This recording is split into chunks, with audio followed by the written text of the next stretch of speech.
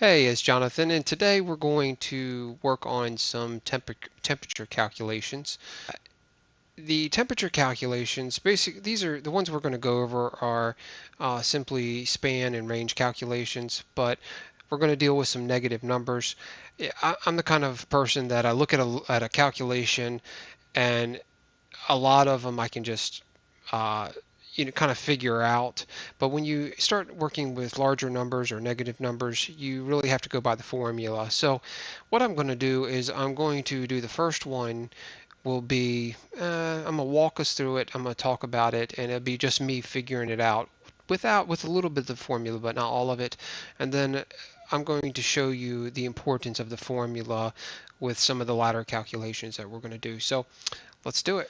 Okay, so in this problem, it's pretty much your basic range and span calculation. What we have is we have a thermocouple is installed in a process that is currently 198 Fahrenheit. The temperature transmitter is ranged from 0 to 300 um, with an output of 4 to 20 milliamps. So we know that what we need to do is we need to find the same percentage of what 198 is to 300, and we need to convert that over to 4 to 20 milliamps, or a span of 16. So how we're going to do this is, and these are the ones that I just kind of, do without too much of a formula.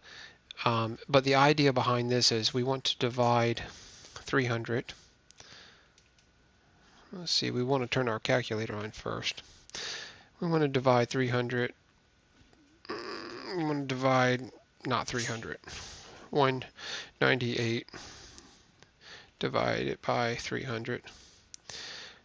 And that's going to give us our percentage of what 198 is to 300. That's 66.66%. And then we're going to take our, we have 4 to 20 milliamps, which equals 16.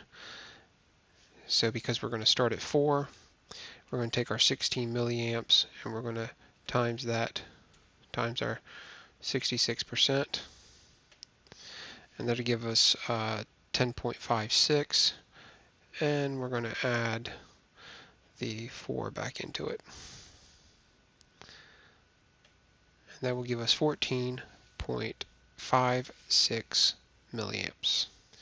Alright, so in this problem we want to go ahead and start using the formula. We see that we have an RTD installed in a process that the current temperature is 741 C. The temperature transmitter is ranged from 250 to 850 C. So unlike the last problem we did where the temperature started at 0 and went up to 300, the temperature range starts at 250 in this process.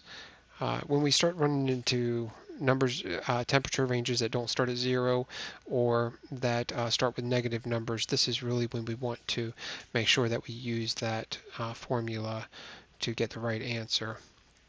So we're going to subtract out the 250 and add it back in, just like you would with the 16, the 4 to 20 milliamps.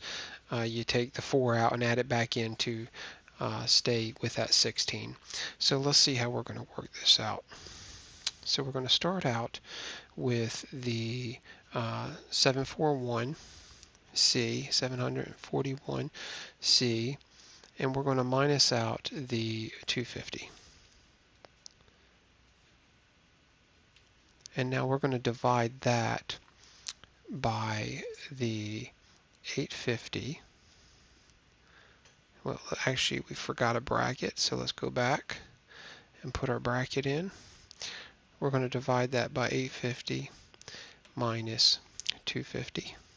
So we're going to take the 250 out of both sides. Then we're going to times that times our. If we do it the short way, we can do just 16. But really, the process here would be we're going to times that times 20 minus 4 just to do it. This is the long form, and then we're going to go back and add the plus 4. Okay, and we see that we ended up with the 17.93 milliamps. This is going to be the ending. Some people might think it, and I also thought that it was unnecessary, subtracting the 4 out of the 16 milliamps and then adding it back in.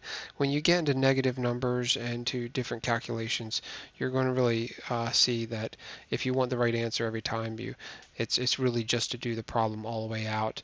I'm famous for trying to do it in my head real quick, but that's not always a solution. Sometimes it is. That's not always a solution. Okay, so in this problem, a technician measures a loop current of a temperature transmitter at 5.34 milliamps. The temperature transmitter is ranged from 250 to 850 C with a 4 to 20 milliamp output. So let's work through this problem here. Okay, so the first thing that we're going to do is we are going to take our milliamps, which is 5.34. We're going to minus our 4 milliamps out. Then we're going to divide that by our 16 milliamps. And we will times that by our, if you notice in the problem, they just use 600, but it's when you get into negative numbers, it's easier to write the whole problem out, which is what I'm going to do here. So instead of just saying 600, we're going to say 850 minus 850C minus 250C. And we're going to add the 250 back in. And we have our 300.25, which we will round up to 300.3C. Okay, so let's work through this problem here. We're going to be dealing with a negative number. So it's very important to work through the whole process like we're going to do. A technician measures the loop current of a temperature transmitter at 17.53 milliamps. The temperature transmitter is ranged from negative 125 to 300 Fahrenheit with an output of 4 to 20 milliamps. So let's work this out. We're going to take our milliamps. We're going to start with our milliamps. 17.54.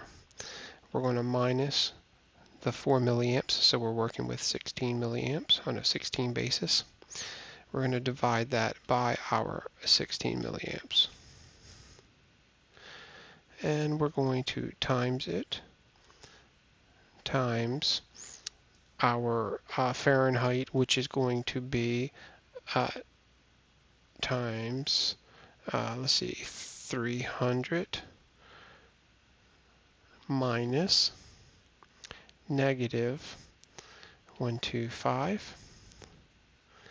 And now we're going to add the negative. Make sure you put your negative symbol in there. The 125, negative 125 back in. And that is going to give us our 234656. We'll round that up to 0.7. Hey, I hope you liked the video, and I hope I explained it well. If you like this video, give it a like.